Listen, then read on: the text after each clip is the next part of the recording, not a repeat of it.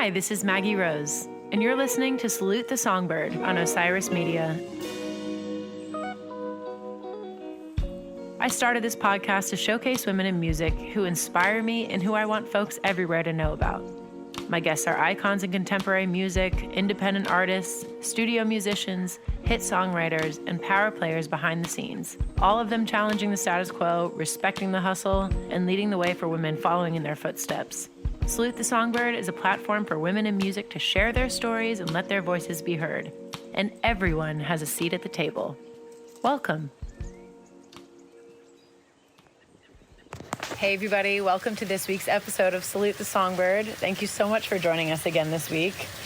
I typically like to record these intros when I'm walking around the neighborhood, enjoying some decent weather, but I'm sitting on my back porch instead in East Nashville, watching this storm roll in, and you can hear that rolling thunder all around me, which is quite nice. So thanks for sharing this moment with me.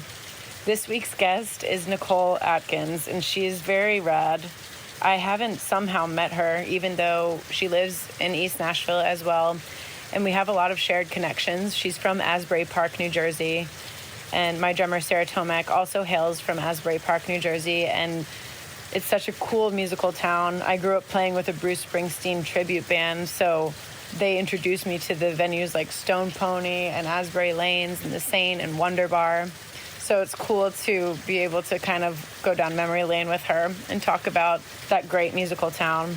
And we also share a producer. Her latest record, Italian Ice, was produced by Ben Tanner of Alabama Shakes, who also produced my forthcoming record. And we both recorded it at Fame Studios in Muscle Shoals with a band that was comprised of people that she grew up playing with and people that are part of her posse, and then also Muscle Shoals legendary players. And that's similar to what I did with my project. So I'm excited to talk to her about that as well. Her list of collaborators is so vast and diverse that that's also very much piqued my interest, and I want to talk to her about all these cool collaborations that she's managed to forge over the years. And just from what I've seen, she seems like a really good time and like a free-spoken artist. So I'm very excited. Let's get to know Nicole Atkins together.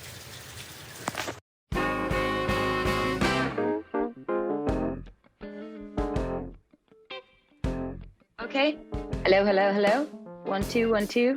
Hello, hello, hello, hello. Tut, tut, tut. 1, 2. How do you do? Hey, Nicole. How you doing? I'm good. It's nice to meet you virtually. You too. I've heard so much about you. I feel like I know you. This mic, should I plug it in? Nicole Atkins, welcome to Salute the Songbird. We salute you. I'm so excited to talk to you. Cool. Yeah, how you doing? I'm good. I feel like we know each other just because of listening to other podcasts you've done, but we have a bunch of connections and mutual friends. We do. Your Asbury Park connection first. Yeah. My drummer is Sarah Tomek, and she is born and raised in Asbury Park and moved to Nashville. She claims you as another talent that hails from that town. And then also our friend Ben Tanner, who produced Italian Ice and engineered Goodnight Rhonda Lee, right?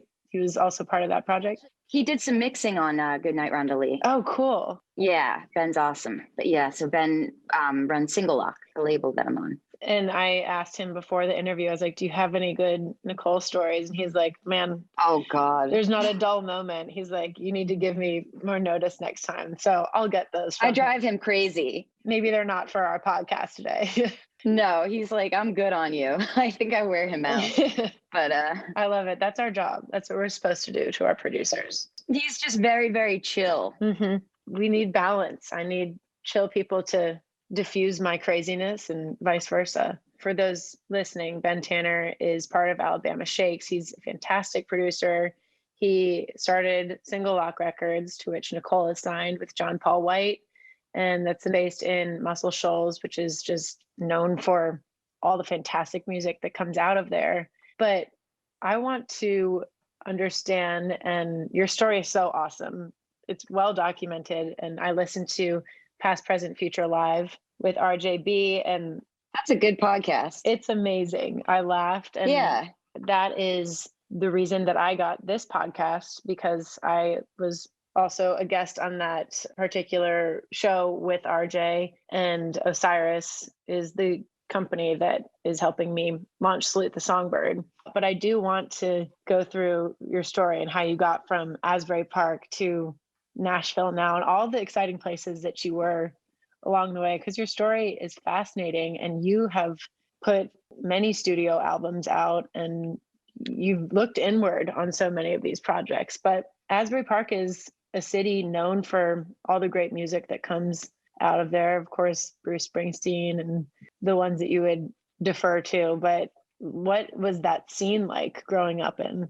I grew up in Neptune, which is right next to Asbury. Mm-hmm. So growing up there, like music was just part of the culture. Like every restaurant and bar always had music in it. Right. So I think, when people are like, oh, did your parents support you becoming a musician? Like, of course they did, because it's a job. Right. It's like, a viable job where, whether you become the next Bruce Springsteen or you just have like your weekly gig at the bar, that's a living. So they were for it. Asbury really does feel like a place where it's accepted that there are artists, but then there also are these amazing venues like Wonder Bar and Stone Pony and The Saint and Asbury Lanes and all these cool spots. So do you feel like it took away the stigma of being a musician? Because I didn't have that growing up. I didn't feel like there were places that I could just pop into and perform at. Yeah, I guess in that way, yeah, it did. It just became like, I remember the first gig I got was I worked at this like really cool little restaurant. It was like a Cajun Tex-Mex hybrid restaurant that only had like 10 tables in it. And like we had every week this guy, Billy Hector, who was a big blues guy, play, and String Bean and the Stalkers. And I played like in high school coffee houses and stuff. And they would never give me any waitressing shifts. I was a busboy. And then like I got up with the band one night and sang, and the guy's like, well, you should just play here once a week. Awesome. So instead of like, and that's kind of how it's always been, like, man, you're not that good of a waitress. So it was just kind of like the only job I could ever have and keep. Like it took me a long time to come around to the music of Bruce Springsteen, just because there were so many Bruce Springsteen cover bands. And I was just like, it's just one person, like, come on, like spread your mind. Like, oh, sure. I feel like I would almost have an aversion to it because it feels like everyone's shoving it down your throat. You got to rebel somehow. So right. The biggest influence I think on me was, the people that own the record shops. Like my uncle turned me on to like Traffic and Cream and Yes. And so the guys in the record shops, there was a place called Silvertone Records that had like a Dion and the Belmonts neon sign in the window. And then he was like, oh, you like prog rock? And he would make me like mixtapes that said like deep cuts, weird shit, like Golden Earring. And then there was a radio station called 106.3, WHTG, that played like The Fall and Concrete Blonde and the Sundays and the Smiths and all this really great indie rock, and it was like, there was no like mainstream format to it. So I was always calling up the radio station and like requesting songs so they would say my name on the radio and be like, we got Concrete Blonde going for Nicole and Neptune. I love that. I remember like meeting Blind Melon at a signing at the Sports Authority, and like Matt Pinfield from 120 Minutes on MTV. He was our local DJ. So I got his autograph and Shannon Hoon's autograph. That's so wild. I just interviewed Leslie Fram, who's the senior vice president at CMT, and she was on the air with Matt Pinfield for so many years when they were doing the morning show in New York. And he's just an amazing advocate for artists. He still is. And he reigned supreme during the height of the alternative rock movement when it was just like bursting from the scene. What a cool time to live there. About it. Yeah. Yeah, it was. It was really exciting. And I remember when they got sold, it was just like heartbreaking. And then like all the radio started changing. It was like Jack FM playing like bullshit. But what's crazy is so my cousin is getting married, and last year for Thanksgiving, he's like, yeah, my fiance's grandfather owns the WHTG building and they're selling it. So do you want to come by there and get some records? And it was like, if you told me when I was like 16, you're going to get to go into the WHTG office and just get whatever you want, What did you grab? So they were a station since the 50s and 60s. So I got like box sets of jazz and classical music, and I got all the promo copies of Elton John, like all of the Elton Johns. I found I got a Nick Cave and the Bad Seeds and Breeders fanny pack from one of the first Lollapaloozas. Wow. That's so cool. And I think like with Asbury Park, like that was more of the mystique for me, was like when I was a kid in like the very early 80s, my grandfather would take me to the amusement park. And it was like when it was on the decline, but it seemed like so amazing.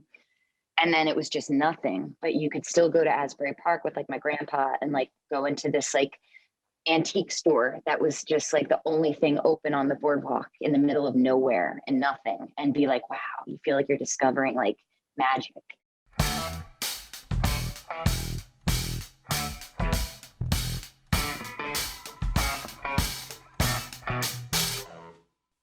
For people who I'm lucky enough to just now introduce you to, I loved this one quote from NPR. They called you the Jersey-bred, Nashville-based theatrical pop singer, which I feel like at first when I read that, I was like, well, that's interesting. But then I heard about your time in New York where you were part of Sleep No More, which is like that interactive show. That was a weird time. How was that?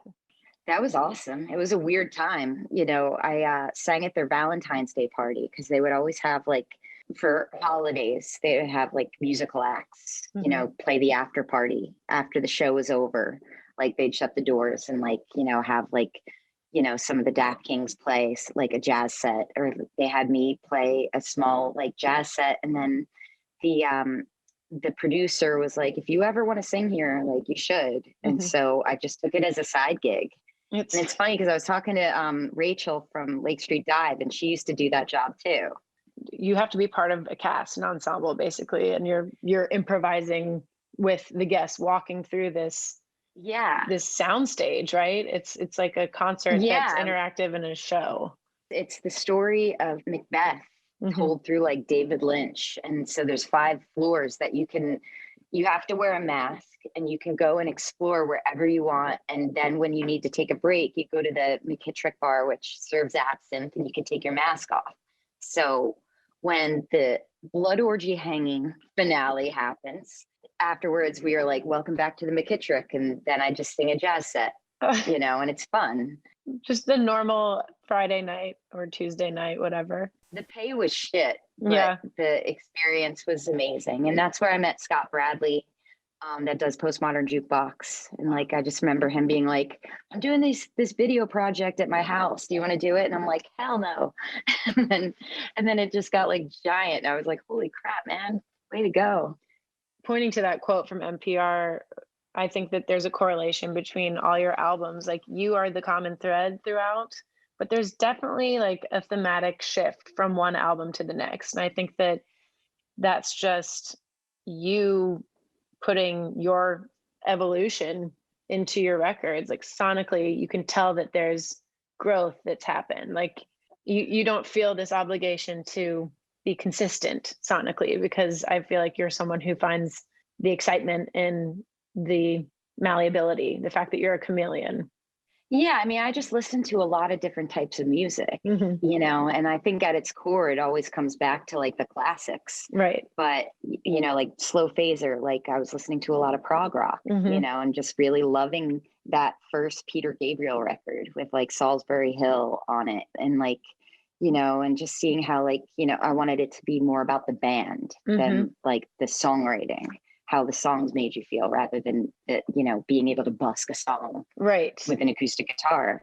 I think that's kind of the blessing of never having an early on hit. You know, you don't get tied to have to keep repeating yourself.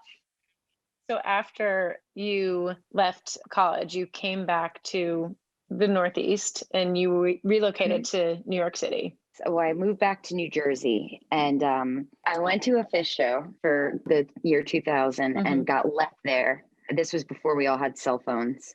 I got left there by my friend to hitchhike home. Oh my God. From Florida.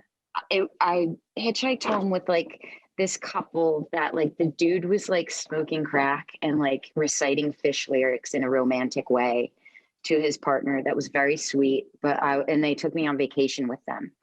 And I was like so traumatized that I was like, I never want to be in this scene or do like, I just like got rid of everything and like started listening to like Elliott Smith and television and Big Star. And then I ran into the guy that owned the Saint in Asbury Park, which is like the little like dive club. And I was like, I want a gig. And he was like, well, we only do original music. Do you write your own stuff? And I was like, oh yeah, of course. And I didn't, but I wrote 40 minutes of music so I could do a set in 2 weeks. Oh my and gosh. Then after that, it just like kind of kicked off. Like I played in this one Irish pub every Wednesday, and like I did like Sebadoh covers and like Pavement covers and then my own songs. So I got like this cool little weird following. And then a friend of mine was like, you should come up to New York to this open mic at the Sidewalk Cafe. And I went and I just like was like, wow, like I never heard of Daniel Johnston before. And like everybody was like, you know, talking about him. And, you know, I saw the Moldy Peaches play and like one of the Strokes was there and Langhorne Slim was there and he was like a child. Wow. And I was just like, this is such a weird, cool scene. And the bar was open till 4 a.m. And I got up and I sang one of my songs. And the guy that hosted it, his name was Latch. He was like, what do you think? Should we give her a gig? And I got a gig on like my first time there. And it was just so exciting. So like I had a Dodge Ram Charger and I would just drive up every Monday and like sleep in my car. And like my friends and I, like I made all these friends and like ended up moving there and working in a restaurant that again wouldn't give me a good shift, but they let me book music. What is it about you that is making everybody want to just give you the microphone? I think at that time it was more so like I knew that I could write songs and I was excited about that. However, I wasn't writing songs I would necessarily want to listen to. So, you know, I was friends with the Avett brothers from college and like I became friends with Langhorne and Regina Spektor. And I was just like, I knew that they had found their niche, like their style. And I was good at organizing. Like, so I was like, I still want to be in the scene and I'm going to keep working on my thing till I find my sound. But in the meantime, I'm going to promote you guys. I just like was good at like putting things together, you know, and like the first show I booked was the Avets, Regina Spektor and Langhorne. And like, I like found a guy that like knew a vodka person and I got a vodka sponsorship and like the place was packed. And like, I just didn't mind like having a few drinks and walking into a bar with a stack of flyers and meeting strangers and being like, you have to come to the show. That's amazing. You know, it's fun. I think that character trait about you has served you so well, though, if you think of all these collaborations that you forged over the course of your career, like Elvis Costello and My Morning Jacket, and you know all the people that you just mentioned, Langhorne Slim, Regina Spektor, Spoon. I mean, it's pretty crazy how you had the balls to just see these people that you admired, that you knew you had something to offer to. You had something in a collaboration that would yield great results and just seize it. Like, where does that come from? You know, I used to be a lot more like shy. I think when I was drinking, I was more shy. Really? You know, like, because usually it's the opposite. I know. I always thought I had social anxiety until like a year after I quit drinking when I was just like, I fucking love people. I love talking to people, you know, because I like learning stuff. And it's like if I meet a musician that I like, you know, they're people. Right. You know, like they do what I do. And like, you know, success sometimes doesn't always come from talent. It's really which way the wind blows, you know? I don't know. You just be nice to people and usually they'll be nice to you back.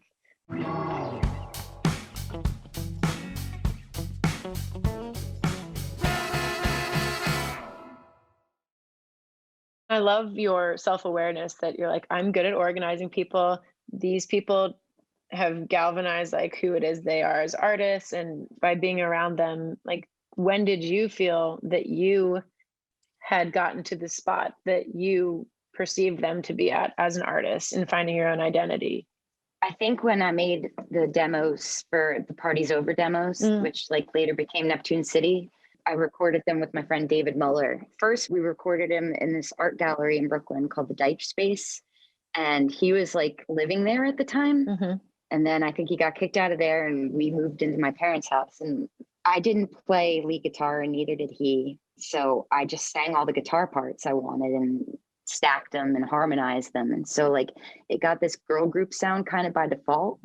So like all of the sounds we did, like it wasn't like, okay, I want it to sound like the 60s or this. It was like, I like David Lynch and Tim Burton, and my family's Italian and crazy. And like my mom doesn't say like, you hurt my feelings. She says things like, well, what if I just die? How do we put that into the music? Right. You know, and so one of the songs, Party's Over, like I went to it was like an after party in New York that was like this Cuban guy with a gun and like all these aging supermodels with mafia people and lots of cocaine. I was like, holy shit, what are we doing here? This is crazy. And like, meanwhile, like I end up like having some of something, and then I'm in like the main room with the boss, and he's like, "You're funny," the boss, you know, and I'm just like blah blah blah, and like wrote the song. It was originally called "Nightmare at the Cuban After Party." That was the original title. Yeah, but back to the style though, it was like before that, like I would never go and say to people like, "Hey, check out my songs," but it's like we found a style that was just so like it was something I wanted to listen to.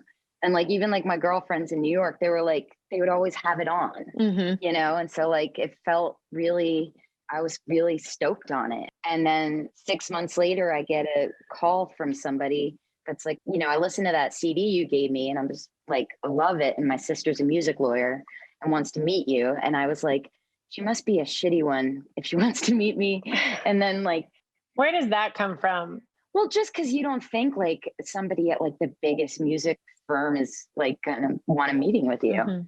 You know, I like with my music, I did it because like it was fun for me and I wanted to like figure out how to make something that I wanted to listen to myself. It wasn't like I need to figure out how to get on this showcase or gig. It was just something me and my friends did for fun.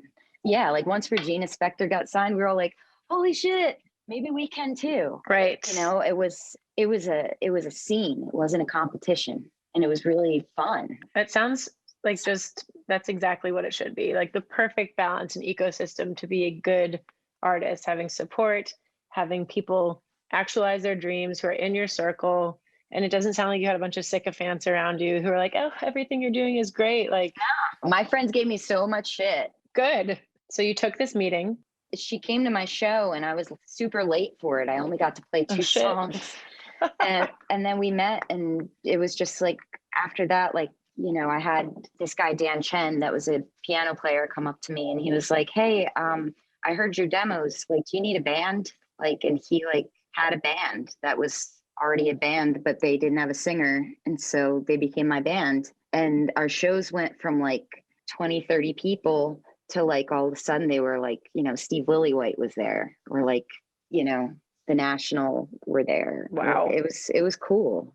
Yeah, it was exciting. I ate a lot of expensive dinner. But it was crazy though, because it's like I still couldn't pay my rent. That was like in hindsight affordable. And my roommate Susan, like she had a real job. So she like was like, you'll be good for it soon.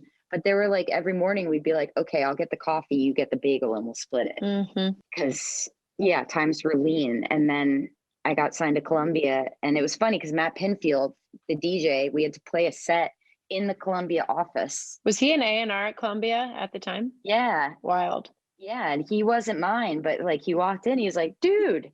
And I was like, what's up? No way. Did he remember you from? Yeah. Wow. From Asbury Park days. And it made me feel so much more comfortable just knowing like one of my like hometown people were there. Well, and you know that he's a real one. Like he's got great taste in music. He's proven that time and time again.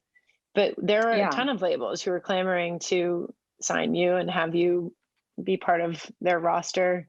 But was Matt a big reason that you were drawn mostly to Columbia? Well, no, I because he wasn't the person that brought me over there. So, but I just remember looking at the wall and seeing like Barbra Streisand and Pink Floyd and being like, this is fucking cool. It is. I'm just going to do this. Like, you know, I just always thought like I'd like put a record out on Bloodshot and like Waitress and get to tour like once in a while. Did you feel like it started moving at a pace that was hard for you to maintain, or like your voice was getting drowned out at any point? No. Well, it moved at a pace that was really slow. We started doing the record, and Lenny Kaye from Patti Smith's band was our producer. So sweet. And we got about 2 weeks in. And then, man, it was going to be so sweet. Like Lou Reed stopped by the studio and he was like, yeah, if you want, I'll play some guitar on this. Like, I didn't meet him, but Lenny told me that. And I was like, oh my God. And then all of a sudden the lights turn off. The president who signed me, he got fired. And then I had another A&R person, then she got fired. Then another one. Did you feel like the adopted A&Rs that you had to just kind of work with, who weren't the ones who found you, were they not claiming you the way that you felt you deserved to be claimed? Did they not have the skin in the game that those people who had discovered you had? I think that my A&R person was committed. However, I don't want to talk any shit about her because who knows where these people will end up someday. But I'll say that she reminded me a lot of like Dr. Evil. You're like, I don't want to talk shit about her, but she reminded me of Dr. Evil. In what way? Like, what does that mean? Well, my boyfriend told me that once he called her, or she called him and asked him not to return my calls for 2 weeks of tour, because I write better songs when we're in flux.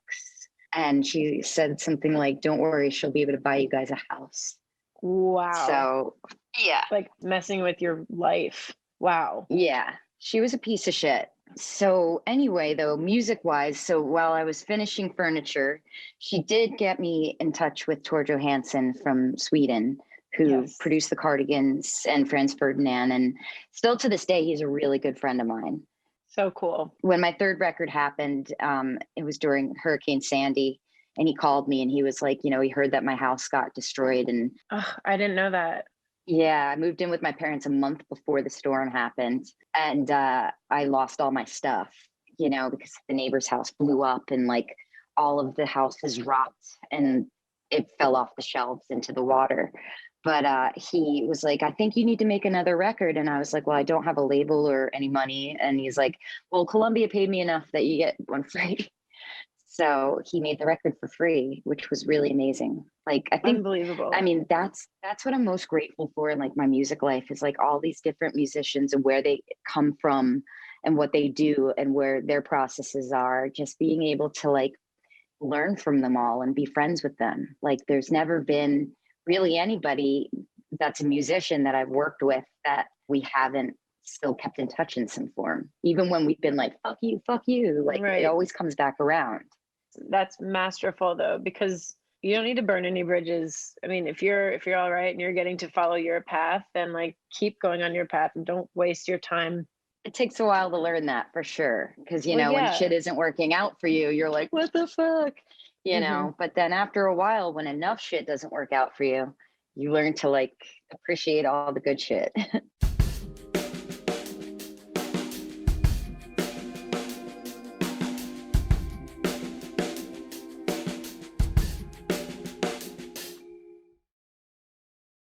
So where's your head at? You're so far from home. You're making Neptune City. I mean, I was in a really bad relationship during that whole thing. I wasn't at my best, but I was in love, So it was a mix of like the best time ever and the worst time ever. It was the middle of the winter in Sweden. Tor was going through a breakup. Martin, the string arranger, was going through a breakup. I was going through a breakup.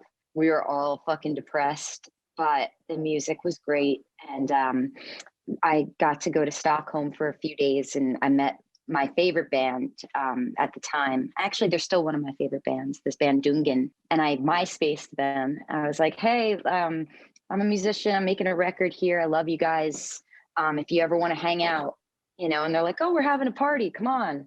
And like to this day, they're like some of my really good friends. And so that was wonderful. We did the record and it was supposed to come out on a certain date. And like I was on my first tour with this band from the UK called the Long Blondes that were really cool. And I got asked to do that Amex commercial, which was hilarious because like I had an Amex that I got when my old band told me if I didn't buy my own gear that I couldn't be in a band. And so I got an Amex and I put an SG and a Blues Junior on it. And then I bought me and my friend Steven matching tie-dye strats because I had a credit card and I was irresponsible. And I racked up all this debt on this Amex. And I was like, shit, if I do this commercial, I could pay the Amex off. It's not real money. Yeah. And I got so much shit for it because like the indie world was like, what the fuck, blah, blah, blah. But meanwhile, it's like, sorry, man, I'm fucking poor and I'd like Right. to, not be. But the album was supposed to come out the same week as the commercial. And Rick Rubin came into my life and just fucked shit up. My manager called me from Bonnaroo, where she was at with the National, and she was like, look, I'm going to work on this. We'll get this fixed. The A&R person was like, Rick just wants to put his stamp on it. It'll be better for you in the long run. And I'm just like, what the fuck? And so the next day, my manager's mother passed away out of nowhere. And so. And what year Bonnaroo is this? This was 2007. And or 2006 even, maybe, I don't know. But, her mom died. I couldn't call her and be like, hey, you need to fix this. Yeah, because I'm not a fucking asshole. Right. And like, I just had to roll with it. But meanwhile, your life is really in the balance and whether you can kind of start anew. And yeah. And so this Amex commercial came out and I was the #2 most Googled thing in the country because it was during the US Open and I didn't have a stitch of music online and people thought I was an actress. Why? Because there was no music online because they like took everything off. And then I didn't hear from anybody for 6 months. And then Rick Rubin came back around and was like, yeah, so he put some fucking French horn on a song that wasn't even a single and remastered it. It came out 6 months later and all my press dried up. So I don't like that guy at all. Was he just involved in so many other projects or? He became the president of Columbia and he just, he works on his own time. And we know timing is everything. Yeah, timing is everything. And we did, when the record did come out though, we were able to do Letterman and we smashed it. Like I was like, you guys, we've been waiting for this forever. Let's go out there and play like we're going to fucking die after. And we did. And then the label was like, okay, you're a live artist. This is your thing. And then, then they signed Adele. So they kept kind of saying like, we want you to fill this void. And then they started signing other artists that they were telling you they were looking for. Kind of, but also my A&R person was like hell bent on like, she's like, you're going to write the next Alanis Morissette record. Cause I was finally for real breaking up with the guy. And I'm just like, I'm not about writing like, yeah, fucking ex-boyfriend. Like, that's so dumb. Like, I'm not into writing cheap shot music, It seems your music is very introspective and it transcends. It's escapism. Like, I don't hear any pointed lyric that made me feel like, oh, that's not my experience too. It feels like you're inviting everyone to share in it where it's not overly specific and individualistic. Yeah, and it's not spiteful. It's not like you did me wrong. It's like I can't and I don't want to make music that doesn't reflect who I am as a person. And luckily, I mean, even like getting dropped from Columbia, like as hard as that was, I've been able to, for 15 years make music that it's almost like, reading like a memoir, like who I am as a person, which, there's embarrassing moments and there's not any for me on the records. What made you, after you left Columbia, want to move to the South? What drew you to Muscle Shoals and Nashville and all of that? In 2013, I met my husband. I was on a tour with the band The Eels, and he was my substitute tour manager for 5 days. And initially we were just friends, and we just started talking like every day. And just like, I like couldn't wait to talk to this person. Right. And he came back and met me at the very end of the tour. And it was just like this whirlwind romance and like, let's get married so we can keep dating. Right. And he moved to New Jersey, and you can ask your friend Sarah about this. Like, people in New Jersey are pretty rough. We all bust each other's balls. And even though like I could be a ball buster, I'm pretty sensitive. And when you're a certain age, you don't really go out of your way to make new friends. And Ryan's just like, why don't we move somewhere where we can make friends together? I love that. And I was like, cool. And we couldn't afford New York. So he was working with this guy, JD McPherson. I love JD. Yeah, JD's the shit. And so JD was moving here with his family. And so we're like, all right, we like Nashville. Like, let's try it. And when we moved here, he immediately was out on the road. And I was trying to quit drinking. And, right. I didn't have a record in the works and I didn't have a label. And I just like was like the beginning of Nashville was like almost my downfall, just because I was like, there's no ocean here. Everybody's a singer-songwriter. Where's like, the normal people? Right. And I ended up, writing Rhonda Lee just from a place of like, it was the first record I ever wrote that was in the moment. I can usually write about things after they've already happened, but that was just like relapse after relapse of just like, bleh, Right. What was the creation lifespan of that record? Like, how quickly did you write all of that material? I love that record, by the way. Thanks. It was probably a year. I started writing it right after I got out of rehab. And then 5 months later, we moved to Nashville. Mm-hmm. And I was originally going to make it with Richard Swift. And then he had to cancel because he was too busy with the Black Keys. Mm-hmm. And I think that's when his health started declining too. Mm-hmm. And a friend of mine was tour managing Leon Bridges. And he was like, well, why don't you talk to them? Because Leon's record is pretty, like old school. Mm-hmm. And I didn't think they'd want to talk to me, and they were a fan of Neptune City. There's that self-doubt again. Me? You want to see me? I know people that are like high up on their shit right now, like they might not want to, work with somebody that like has been around for a while. I always feel that too. And I think that, that's just some dialogue that we need to stop. I think that's what business people say to people like us and like nonstop. Like we're damaged goods or some absolute bullshit, which is actually we're fine-tuned, we're wise, we're experienced. Yeah. I was 27 and I got told that I was old. Like, what the fuck? Or like some other person was like, yeah, I think if she lost 10 pounds, she'd be huge. And I was just like, wow, like, the music business, I mean, there are great people in it, but there are some fucking damaged people in there. It's really good for artists to like have a good community of artists and, normal people around them. Right. What was the name of the group? They were called Nile City. Mm-hmm. Nile City Sound. And it was Austin Jenkins and Josh Block. They were both formerly of White Denim. Yeah. And they were the guys that found Leon Bridges and produced him. Austin pretty much like he saved me, That's like incredible.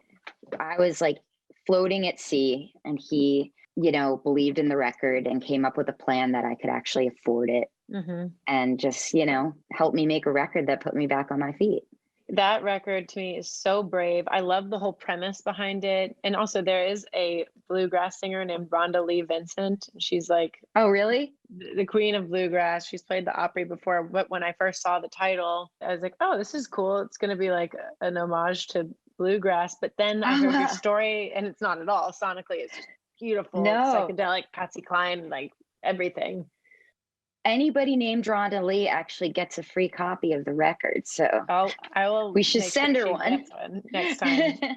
But it's that old school alter ego, and I have one. Mine is Lucille. Sarah has met her unfortunately many times, and awesome. We try to keep Lucille hidden away, but Lucille, it's you putting to bed this chapter of your life, and just the story of how some of these lyrics came about, and the light that you drew out of this darkness is really commendable. And it sounds beautiful. It sounds like thanks a transitional record in your life, just the content of the songs lyrically.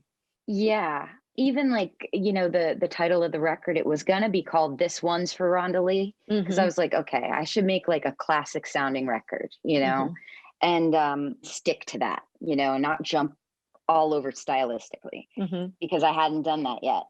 I was in Detroit. I did a gig at the art gallery there, and I went to the Cass Corridor Third Man to get some records, and next door they had this place called Shinola, and they make like watches and fancy notebooks, but they were like, yeah, we're embossing notebooks, so if you buy one, we'll emboss something on it. And I had this song that I started with Chris Isaac that we never finished. And it kept saying, say goodnight, say goodnight, say goodnight, say goodnight to the band. And it sounded like a song about kicking a girl out of your dressing room. And so I could never really get behind it. And then I sang in my head, say goodnight, Rhonda Lee. And I was like, holy crap. And I asked him to emboss it. And I was like, I'm going to write the lyrics to this song in 30 minutes. And he embossed it, and I did. And it was just like, blah. And it like became and then the next day I flew to Texas and recorded the record. Oh my God, how dramatic.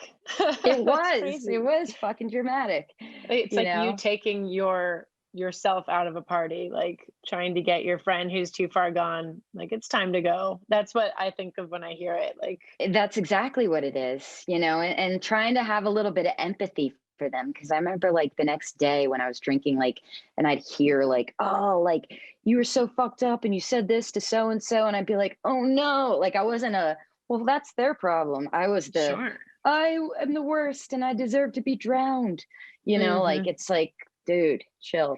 It's fine. I don't hear that like self-flagellation in these songs though. I do hear compassion. I hear a little bit of like that eye roll, like, oh, here we are again. But there's still patience with yourself. It's just a really fantastic project. And Thanks. I love that it did for you what it should do. Every artist should be trying to please themselves too, along Yeah. with the audience that they're reaching. But like you have to like it, and it has to advance you to the next step so that you can keep serving your audience and keep doing what they love to see you do.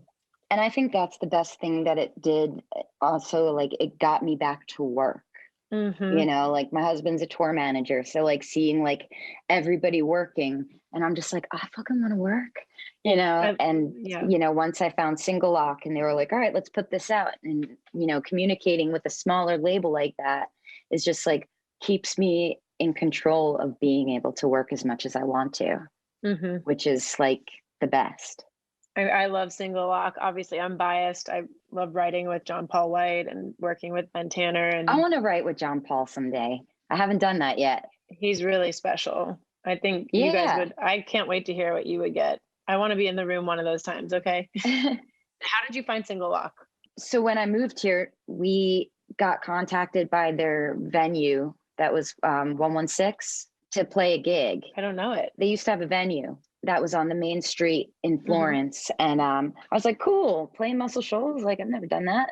Mm-hmm. And I went down there, and the guy that was managing it was this really friendly guy named Matt. And he booked us again. And then he was like, so who's putting out your record? I'm like, I don't know yet. And he was like, you should talk to John Paul. He's got his own label. And I was like, what? And so then John Paul heard it and then passed it over to Will Trapp and to Reed and Ben. And Will came over to Nashville and took me to dinner. And it was just like easy. Like they were just like, just down. And Yeah. I was down. And usually they only put out records that they record themselves. And there was some things that we still needed to be fixed in the mix. And Ben was like, I'll do it, you know? So Amazing. So that relationship then led to Italian Ice, where Ben produced it with you. yeah. So I sang at Spooner Oldham's birthday party. Muscle Shoals royalty, everybody. Yeah. Spooner is the man. He's played on so many records. Yeah. Like all of them. I'm glad I didn't watch the documentary before I went It's there. pretty daunting. Yeah. Traffic is like my first favorite band. And I didn't know that David Hood toured with Traffic. So they went to Single Lock and were like, we should do a record with Nicole. Like we hit it off. It was just like comfortable. And then Ben was like, you know, I really want to do this if you want to do this with me. And so I was like, can I bring, you know, my friends from like New York and wherever too? So it's not just like, I didn't want it to be like a tribute to stuff that was already done. Like it had to be like me. And so everybody was just down. And it was just like, we would like go back to like the place we were staying at night and like get high and watch these like Traffic videos, Mm-hmm. like 1972 somewhere in California, and be like, David, let's go. And so like there's some of the songs like AM Gold, the first song was like totally like a Traffic song. I love the chord progression. Thanks. In that song too. Just like this, the opening of it is. It's just two chords. Yeah, there's something about it though. Like it gives me Radiohead vibes, but it's all. Cool. I mean, it's really special. But tell me and everyone listening about the ensemble that you put together for this record, because it's so cool and diverse. Yeah, a lot of people didn't get it. A lot of people were like, this sounds like a benefit show. And it's like, you know, okay, but they're my friends. But the record doesn't sound like that. The record sounds special. So it was Spooner Oldham on Whirly and David Hood on bass, Binky Griptite from the Daft Kings on guitar, Moose, Dave Sherman on piano, and then Mackenzie from Midlake played drums. And we always talked about doing a record together. And Jim Sclavunos from the Bad Seeds, who I have a duets band with, played percussion. And it was just like, you know, I was at Jim's house and saw he had a picture of Fame on his kitchen wall. And I was like, have you ever been to Muscle Shoals? He's like, no, I've always wanted to go. And I'm like, well, come on. You know, it was like whoever I ran into in between when we said we were going to do the record and when we did it was on the record. Like, you just kind of snowballed all these great people and rolled them down to Muscle Shoals. Yeah, I was writing a song with Britt from Spoon, and he was like, where are you going to record? And I was like, blah, blah, blah. And he's like, that's amazing. I'm like, you want to come? And so like everybody just showed up and they were all available at the same time. And it was a miracle pretty much. Yeah, it was such a good time. Magical serendipity that everyone could participate and be a part of it. And that you got to bring all these worlds together. I mean, that must have felt so cathartic. It was like a nice bridge of like, you know, the past and now, and like, you know, fringe and mainstream, and just, you know, it's just, everybody felt like they walked in, nobody knew each other, and they left friends. That's cool. That's how it should be. And that's just the magic of making something that everyone is stoked to be a part of. The song Mind Eraser is one of my favorites. Like, it's super trippy, the album, but it has like those classic elements that you expect from a Muscle Shoals record, but it's very contemporary. And I love the name Italian Ice. I feel like that's a nod to Asbury Park and when your granddad would take you to the boardwalk. Well, the record was going to be called Forever. And then I just thought for a second, like, Italian Ice would be a really funny album name. And I put it on Twitter, and my friend Sam from Asbury Park was like, you won't. And I was like, oh yeah.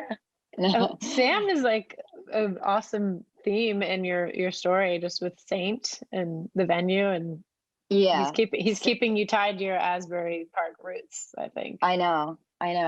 I've been talking to like everybody from Asbury a lot in the lockdown, like all the people that run the venues. You know, it's nice to like, even like you grow up with these people and they treat you like a shithead kid no matter what. Right. But like when the shit goes down, they're the first people to call you. Absolutely. Know? It's a really special place. And it's gone through such a revitalization that I know. You want to see those venues continue to succeed because they've earned it. They've come back from hell. They were there in the 90s when like my friends' parents wouldn't let them come to my house because they thought it was dangerous. You know, and you know, you could only go to like the Sunday afternoon hardcore matinees. Now it's changed. Now you need like $1.2 million to buy a condo on the beach. No shit. Hindsight, I could have bought a Victorian house for like 80 grand, and now I can't even afford a lobster roll. Right.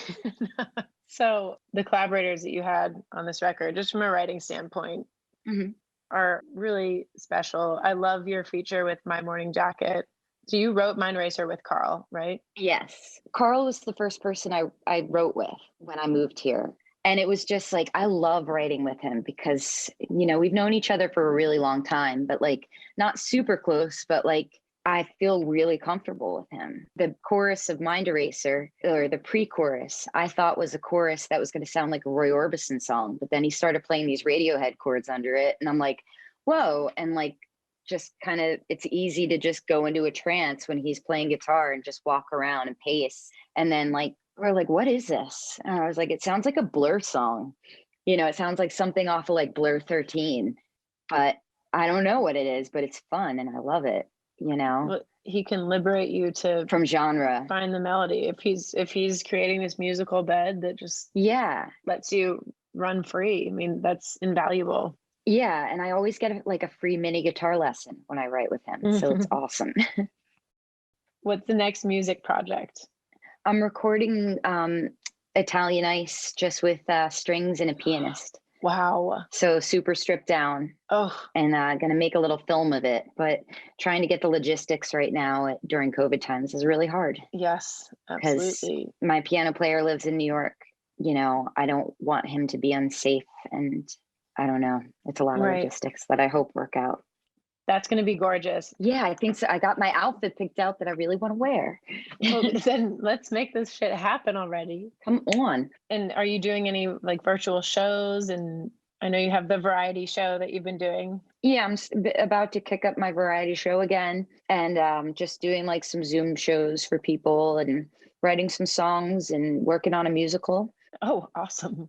Yeah, and painting lots of paintings. And hanging out with Ryan, who I heard, does he have a little Irish brogue that I heard? He's Scottish. Oh, Scottish. Okay. I love that. Yeah, he's got a hot Scottish accent. Yeah, I'd be a sucker for that.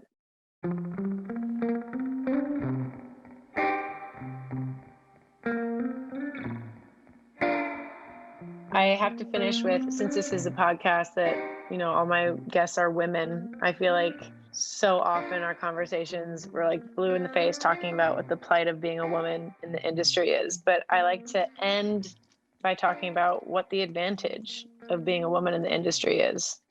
A lot of advantages. Our clothes are way better. Yeah. I don't know. I feel like women are just more open in general. So there's a lot more people that we can work with because we're less afraid to, you know, talk to people. Right. Go out there and make friends, you know? That's why your circle is so far and wide. I think it's that warmth, openness, that invitation to be a part of your space. Yeah. I mean, I don't know. I know a lot of really warm men too, but yeah, I'll say the biggest advantage is that our clothes are better. Well, keep creating and doing what you do because it's so fun to watch and listen to. And thanks. Nicole, you are such a badass. Thank you so much for your time. Thanks, Maggie. Bye. Bye. That's a wrap. You can keep up with Nicole on her socials at Nicole Atkins, and you can also join her Patreon, Natkins Funhouse, and you can find her merchandise and music on Bandcamp. And to keep up with me, my music, and my touring calendar, you can follow me on Twitter, Instagram, and Facebook at I Am Maggie Rose. And here's your friendly reminder to check out my latest release, Do It, and keep your eyes and ears out for upcoming releases as we roll out this new album, Have a Seat. And you can find me on Patreon at patreon.com/IamMaggieRose, where you can get exclusive Salute the Songbird content, along with new music, live stream concerts, and more. You've been listening to Salute the Songbird on Osiris Media. The executive producers are Kirsten Cluthy and Brad Stratton from Osiris Media, and Austin Marshall. And the show is edited and mixed by Brad Stratton. Original music by Maggie Rose. Please subscribe to Salute the Songbird on Apple Podcasts, Spotify, or wherever you get your podcast content. And if you like the show, recommend it to a friend or leave us a review so that others can join the conversation. Thanks for listening, and to close the show, here's Domino from Nicole's album Italian Ice.